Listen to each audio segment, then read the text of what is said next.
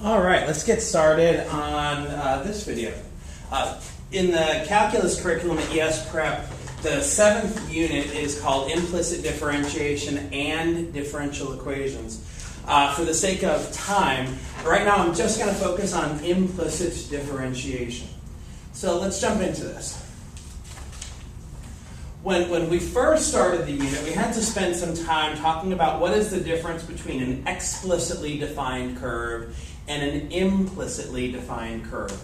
Explicitly defined curves are things like y equals the sine of x.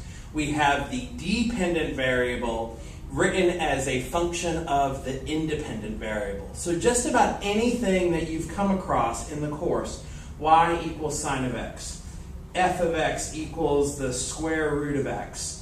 G of t equals e to the t minus pi over 4 divided by t squared.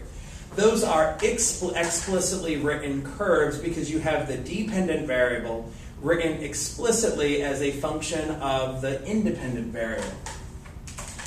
And then for the first time in calculus, we actually start talking about implicitly defined curves. Things like x squared plus y squared equals 16, which we know to be the equation of a circle because x squared and y squared being added together, no coefficients, is equal to 16. That's a circle. This is an implicitly defined curve because we have the function, a curve, not a function, written in terms of x and y. Now I could go about solving this equation for y. I could write this curve in explicit form, but that's not the point. The point is, given a curve in this form, or maybe we want to look at something like the sine of x divided by y equals x squared. If I have something written in implicit form, I can take derivatives, I can do calculus, and that's what we're going to jump into right now. So for our first example, we have a curve, 3y cubed plus x squared equals 5, and we want to find dy dx. dy dx means to us derivative. This is slope of the tangent. So all of those things that we tend to do with tangent lines and derivatives, we can do it with an implicitly defined curve. Now how it's different is when I take the derivative of a term that involves y. For example, 3y cubed, the derivative is 9y squared, and then we have to multiply by the derivative of y with respect to x.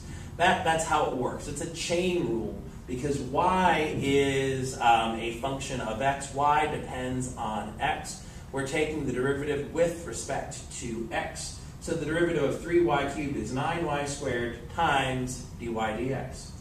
Plus, now I take the derivative of x squared. I'm taking the derivative of x squared with respect to x. The variables match, so we just write 2x equals the derivative of 5. 5 is a constant, 0. Our goal is to solve for dy dx. So we're going to take this equation, 9y squared dy dx plus 2x equals 0, and solve it for dy dx. To do that, I'm going to subtract 2x from the other side. I get 9y squared dy dx equals negative 2x. And in order to solve for dy dx, I now have negative 2x divided by 9y squared. And that is the derivative of this curve at any point xy. So if I had a point on this curve and I wanted to find the slope of the tangent line there, all I would have to do is take the point and plug it into this derivative expression. I would plug in whatever the x-coordinate is here, whatever the y-coordinate is here, and I would simplify that, and that tells me the slope of the tangent line at that point. So let's do something a little more complicated. I want to find the equation of the tangent line to this curve over here at the point 2, 0. Well, we've been finding equations of tangent lines quite a bit this year. Normally, we write them using our point slope form, y equals m, x minus x1 plus y1. We were given in the problem x1 is going to be 2. We were given that y1 is 0 because that's the point. The point is x1, y1. Now the slope, that's going to come from finding dy dx and evaluating that at the point 2, 0. So let's go ahead and do that. We're going to take the derivative of this equation. Over here I have x squared e to the y. In order to take the derivative here, think product rule. The derivative of x squared is 2x, and you leave the e to the y alone. Plus, now we leave x squared alone times the derivative of e to the y, which is e to the y times dy dx. We've taken the derivative of the first term. Plus, now we need to take the derivative of y times e to the x. Again, product rule. The derivative of y is 1 dy dx times we leave e to the x alone. Plus, now we leave the y alone times the derivative of e to the x. Biggest mistake I see is some folks forget to take the derivative of the constant on the other side of the equation. We get 0. I need to find dy dx. So in order to do that, what we've started to do in calculus is any term that involves the dy dx that we're trying to solve for, we're going to keep on one side of the equation. Terms that do not contain the dy dx, we're going to move to the other side of the equation using our just basic algebra rules. So x squared e to the y has a dy dx, that stays. E to the x dy dx stays. However, the 2x e to the y will move to the other side, so we make it negative. The y e to the x has to move, so we make that negative. I have dy dx showing up in both terms on this side of the equation, so we are going to factor out the dy dx, leaving behind x squared e to the y plus e to the x. On this side, we have negative 2x e to the y, negative y e to the x. Finally, to solve for dy dx, we are going to divide by this whole thing in the brackets, and we get negative 2x e to the y minus y e to the x divided by x squared e to the y plus e to the x. This last expression that I've written is the slope of the tangent line at any point along the curve. What we need specifically is the slope of the tangent line at 2, 0. So we're going to write this as dy dx at 2, 0. We're going to go to our derivative expression. Everywhere there's an x, replace it with the number 2. Everywhere there is a y, replace it with the number 0. And so we're going to have negative 2 times 2 is negative 4 e to the 0. That's nice. Minus 0 times e squared. In the denominator, we have x squared, so that's 4 e to the 0, plus e to the x, that's e squared. Let's simplify this, and let's see, e to the 0 is 1, negative 4 times that is negative 4, 0 times e squared is 0, so we have negative 4 in the numerator. E to the 0 is 1, times 4 is 4, plus e squared. So the derivative at the point 2, 0 is negative 4 divided by 4 plus e squared. This is your slope. And don't get bothered by the fact that we have e squared in the denominator. It's okay. E squared is a number. And you don't need to know exactly what the number e squared is to say that this is the slope.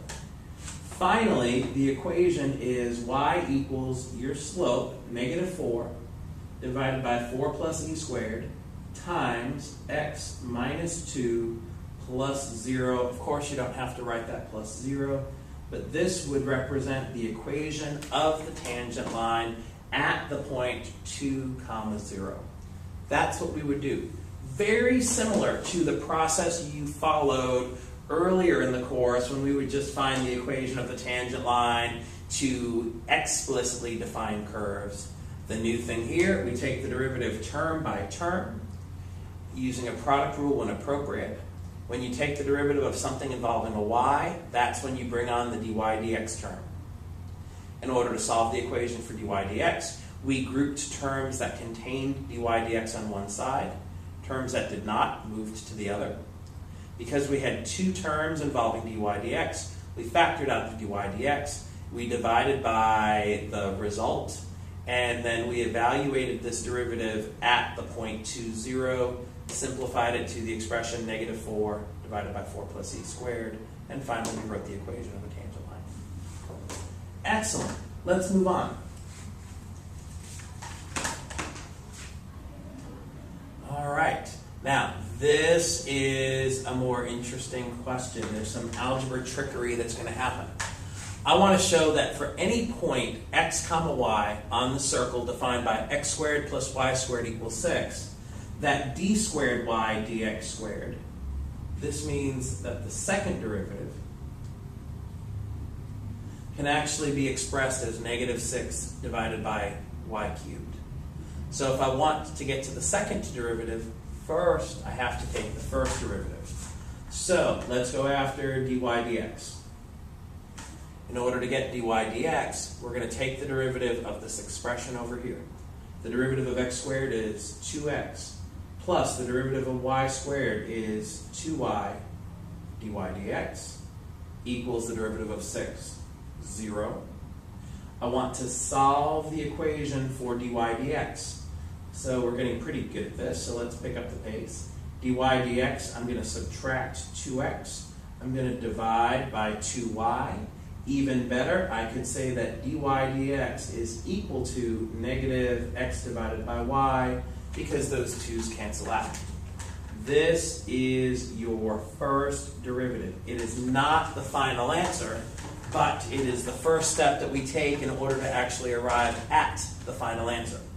So let's get it. Let's go get d squared y dx squared. In order to do this, I'm going to need, you guessed it, quotient rule. I have a fraction, I'm taking the derivative of a fraction. The numerator is a function of x, the denominator is a function of y. So in my calculus class, we talked about low d high, high d low, low low. So you start with the denominator, you multiply by the derivative of the numerator, which is just negative 1, minus, now we leave the numerator alone, times the derivative of y, which is going to be 1 dy dx over low low y squared. I can clean this up a little bit to get negative y. Negative times negative x is going to be positive x times dy dx over y squared. Now, although this is correct, this is the second derivative, well, first of all, it still contains the first derivative, and I don't like that. I want to get to the second derivative. And I need to show that the second derivative is equal to negative 6 over y cubed. So in order to do that, we're going to take advantage of the fact that we've already figured out a way to express the first derivative in terms of x and y. So we're going to rewrite the second derivative as negative x plus x times negative x divided by y over y squared. With a little bit of algebraic manipulation, we're going to get negative y. Positive x times negative x over y is negative x squared over y. Divide that by y squared. That's good. I no longer have the derivative expression in here. This is all pure second derivative. Second derivative written in terms of x and y. But I'm supposed to show that the second derivative is just negative 6 divided by y cubed. We're going to need something more. So let's go back here and see what else we could do. Well, negative y minus x squared over y, I can get a common denominator. That would make, instead of negative y, I'd have negative y squared over y minus x squared over y, all divided by y squared. The reason I went through the pain of getting a common denominator is so that I can combine the numerators. Negative y squared minus x squared over y divided by y squared. I have one fraction divided by one fraction. So East End, we're big fans of keep it.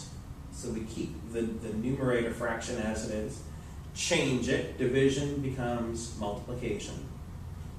Flip it. Y squared is replaced by its reciprocal 1 over y squared. That gets us to negative y squared negative x squared over y cubed.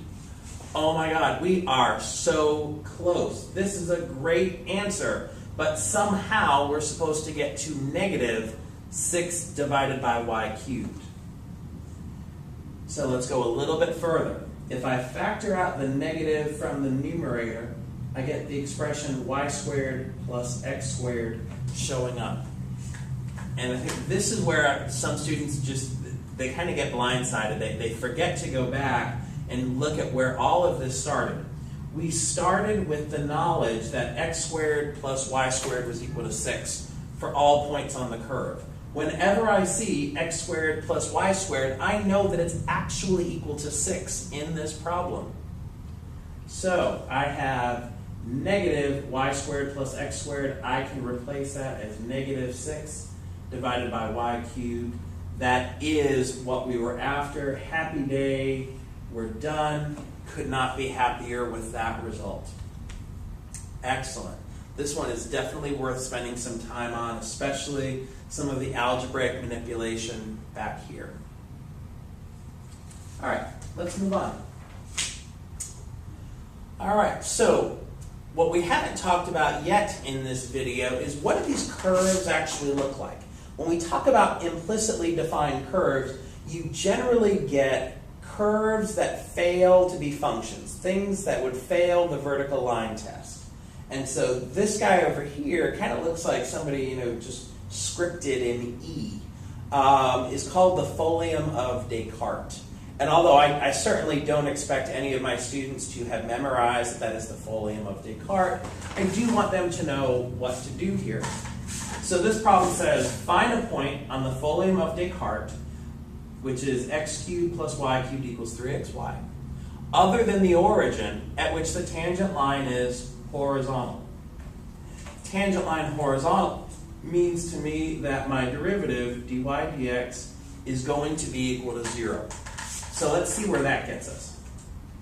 We're going to take the derivative of x cubed plus y cubed equals 3xy.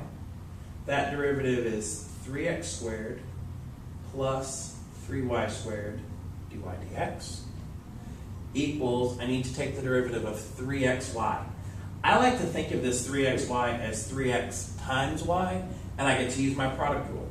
The derivative of 3x is 3, leave the y alone, plus 3x times the derivative of y, which is your dy dx. Let's solve this for dy dx. I have a dy dx here, I have a dy dx here. They're not on the same side, so I'm going to move one of them to the other. Yep. The term that doesn't have a dy dx, I'm going to move over here. Yes. And we're going to get that 3y squared dy dx minus 3x dy dx is equal to 3y minus 3x squared. We can factor out the dy dx to get dy dx times 3y squared minus 3x equals 3y minus 3x squared. If I divide by 3y squared minus 3x, I get that dy dx is 3y minus 3x squared over 3y squared minus 3x. Okay, so we found the derivative. Why did we find the derivative? Well, we are looking for places where the derivative is equal to 0. I can see, and I've also been told, that the slope of the tangent line will be 0 at the origin. But I want to find other places. If I inspect the graph, I can see that tan, slope of my tangent line, is going to be 0 here. But I can also see that somewhere up here, the slope of the tangent line is going to be 0. And my job, my goal, is to find that point. Where is that point? I want to find it precisely. I don't want to estimate it. So let's take this derivative. We know it's equal to 0. If a fraction is equal to 0, then what that tells me is that the numerator is equal to 0. I get 3y minus 3x squared equals 0. Well, let me work on that a little bit. I can make that 3y equals 3x squared. I can divide by 3, and I get that y is equal to x squared. So whatever this point over here is, what I know is that the x-coordinate and the y-coordinate will satisfy this relationship y equals x squared. That's good, but we're not finished. We're going to have to use this information to figure out the coordinates. Since this one equation has two variables, I won't be able to come up with a unique solution. But I can use this information in combination with the original equation. We had x cubed plus y cubed equals 3xy. Since I know y equals x squared, I'm going to replace, everywhere I see a y, replace it with x squared.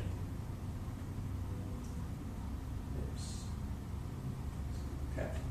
So my original equation, this guy here, can be rewritten as x cubed plus x squared cubed equals 3x times x squared. Let's do some algebra. X cubed plus x to the 6th equals 3x cubed. I want to clean this up a little bit. I'm going to keep the x to the 6th there. I'm going to subtract 3x cubed to get x to the 6 minus 2x cubed is equal to 0. That's a degree 6 polynomial. That's going to be challenging to solve without the use of a calculator unless I know how to maybe do some factoring. Well, let's see. X to the 6th and 2x cubed, I can factor out x cubed, leaving me x cubed minus 2.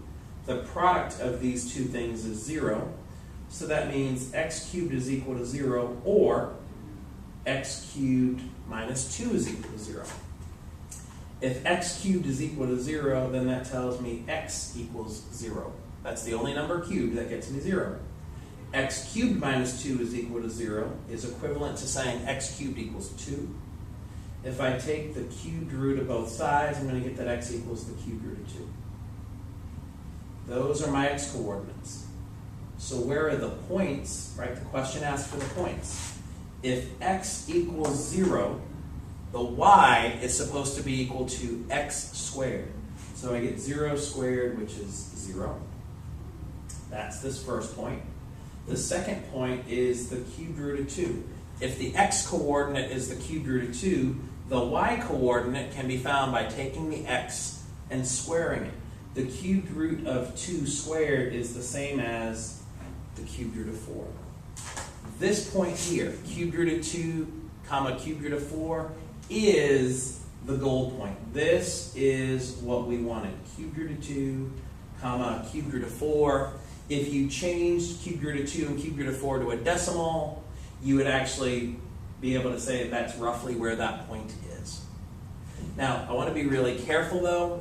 The question was, or the problem was, find a point on the folium of Descartes other than the origin at which the tangent line is horizontal. So the final answer cannot include the origin. Our final answer is just cubed root of 2, comma, the cubed root of 4. There we go. We've got time for one more, and then I'm going to pause the video and create a second part tomorrow.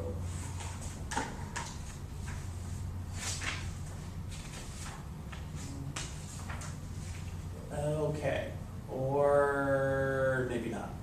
So, all right, so we've got one last problem that I want us to talk about. And before we look at this problem, what we need to do is talk about something called the second derivative test. The second derivative test is something that you can use for explicitly defined functions as well as implicitly defined curves. You can use it in both places. So, but here's the second derivative test. F of x is a function, and we're going to make the assumption here that f prime of c is equal to 0. The derivative is equal to 0. This is normally a first step in looking for relative extrema, relative maxima, relative minima. And we're going to further assume that the second derivative exists on an open interval containing c. So not only are we assuming that the first derivative is equal to 0, but that the second derivative exists around that point c. if f double prime at that number is greater than 0, first of all, f double prime of c greater than 0 means that your function is concave up. Concave up, a cup that holds water. There is only one point here where the second derivative is positive and f prime of c is equal to 0. And that is this point right here. That's where your derivative is equal to 0. That point is a special point. We know it. We refer to that as a relative minimum. Okay. The second derivative test gives you a new way to classify critical points as relative maximums and relative minimums. But you can only do this for where your derivative is equal to 0, and you can only do this if you know the derivative exists on an open interval containing c. If the second derivative is positive, that means your function is concave up. Therefore, you have a relative minimum. Furthermore, if your second derivative is negative, what that means to us is concave down, then f of x will have, let's see, if we're concave down, that's a cup that doesn't hold water. That at that point right there, you're going to have the derivative equal to 0. That makes a relative max. And then finally, if your second derivative is equal to 0, then the test fails, meaning it's inconclusive. You don't know if you have a relative max. You don't know if you have a relative min. The test fails. Leave it alone. So let's see how this might be helpful. We're not going to be able to do the entire problem, but we'll do a part of it, and I'll leave the rest for you guys to finish on your own. So we've got the curve x cubed plus y cubed equals 3x plus y minus 2. That's this graph over here. And I want to find all points on the curve such that the derivative is equal to 0. And I want to be able to keep the graph shown over here as I'm going through this problem. Part A asks me to find dy dx. Well, we know what to do. We're going to take the derivative term by term. The derivative of x cubed is 3x squared. The derivative of y cubed is 3y squared dy dx. The derivative of 3x is 3. The derivative of y is dy dx. The derivative of negative 2 is 0. We're going to regroup terms containing the dy dx. We're going to pick up the pace here, so dy dx. Once I move things around, I'll have 3y squared. I'll have the dy dx moves to the left and becomes a negative. When I factor out the dy dx, I get a negative 1. Is equal to 3. That stays on this side. The 3x squared moves to the other. So dy dx is equal to 3 minus 3x squared divided by 3y squared minus 1. That was part A. If I'm asked for the derivative at any point along this curve, the derivative will be found using that expression. That's part A. Check. Part B. Find all points on the curve such that the derivative is equal to 0. So if the derivative is equal to 0, we've already looked at a problem like this. So I need dy dx to be equal to 0. That implies that the numerator is equal to 0. So I get 3 minus 3x squared is equal to 0. I can rewrite this as 3 equals 3x squared. Divided by 3, we get 1 equals x squared. If I take the square root, x is equal to plus or minus the square root of 1. So x is plus or minus 1. And although that's a good start, that's not your final point. The question asked for the points. In order to find the points, I let x equal 1, and I replace that into the original equation. The original equation was x cubed, so 1 cubed plus y cubed equals 3 times 1 plus y minus 2. Let's make sure I've got that correct. Yes, I do. So we get the equation 1 plus y cubed equals 3 plus y minus 2. 1 plus y cubed is equal to y plus 1. Subtract 1 from both sides. Move the y over. Y cubed minus y is equal to 0. Okay? If I want to solve this, I can factor out the y, leaving me y squared minus 1. Y squared minus 1 is a difference of squares. We get y minus 1 and y plus 1. So, your solutions are y equals 0, y equals 1, y equals negative 1. The points that I'm after, though, the points are all x equals 1. We started with the assumption that x is equal to 1. 1, comma, 0, check. 1, comma, 1, check. 1, comma, negative 1, check. Let's look at the graph. Does that make sense? This point right here is the coordinates are 1, comma, 0. If I were to draw a tangent line there, yeah, the derivative is equal to 0 there. 1, comma, 1 is this point. 1, negative 1 is this point. If I were to draw in tangent lines at all three of those places, I will get that the derivative is equal to 0. Tan equals 0 in all three cases. But if I look closely at the graph, I can also see that the slope of the tangent line is equal to 0 one more time. That's this point over here. You don't want to forget about this point. So, in order to do that, we're going to go and let x equal negative 1 in the original equation. If x equals negative 1, hello, negative 1, then I plug that into my original, which was x cubed plus y cubed is equal to 3 times negative 1 plus y minus 2. Negative 1 plus y cubed equals negative 3 plus y minus 2. So negative 1 plus y cubed equals negative 5 plus y. I'm going to bring everything over to the same side. Y cubed minus y, add 5 to the other side is plus 4 is equal to 0. Now, unfortunately, this is not an equation that you're going to be able to solve quickly by factoring. So I will admit I cheated and I used my graphing calculator. I graphed this curve. I looked for roots, and the only thing I came up with was y is equal to negative 2. That gets me at the final point, which is negative 1, negative 2. The coordinates over here are negative 1, negative 2.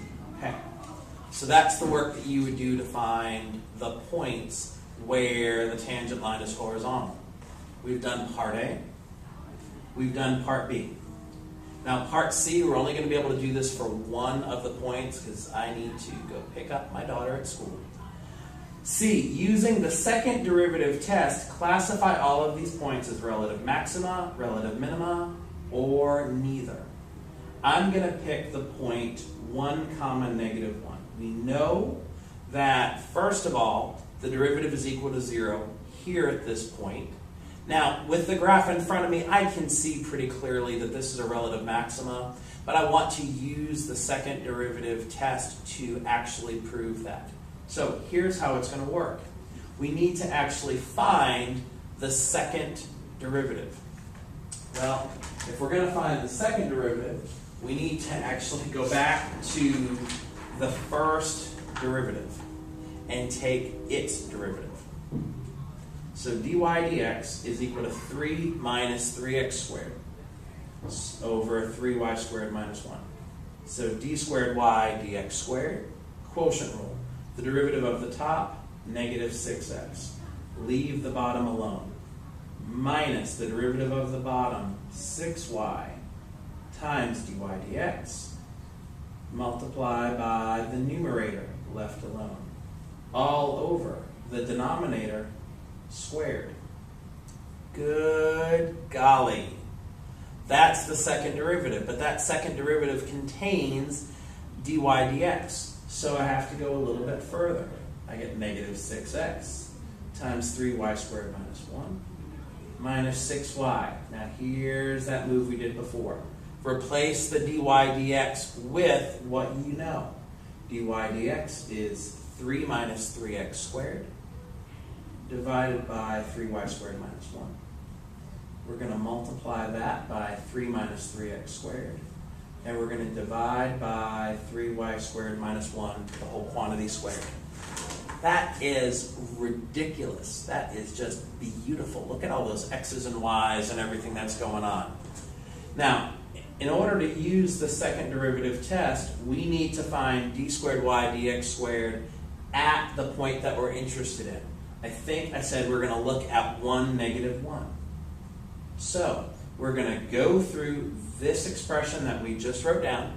Everywhere there's an x, replace x by positive 1. Everywhere there is a y, replace y with negative 1. And let's be really careful with the signs.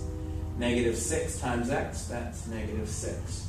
Times 3y squared, that's going to be positive 1. Times 3 is 3, minus 1 is 2. Minus 6 times the y value, that's negative 1. 3 minus 3x squared. 3 minus 3 times 1 squared, happy day, we get 0. The denominator, 3y squared minus 1. That's going to be 2 times 3 minus 3x squared. That's 0 as well. Divided by 3y squared minus 1. That's 2. And then we square that. All I need to do is determine the sign here. Negative 6 times 2, negative 12. Negative 6 times negative 1 is positive 6. But times 0 and times 0 again is certainly 0. 2 squared is 4. We get negative 3. Since that is less than 0, that means that my curve is going to be concave down at that point. And so my conclusion would be, by the second derivative test, the curve has a, oh hello, that's off the screen, isn't it? The curve has a relative maximum at the point 1, negative 1. That's how we would use the second derivative test. Extra credit opportunity for any of my students who show me all the work completely done for classifying the remaining 3 points as relative maxima or relative minima using the second derivative test. Tomorrow I plan on creating a video on methods that we use for solving differential equations. I hope you find that helpful. I know we went kind of fast. Feel free to watch the video as often as you need to. I hope this was helpful.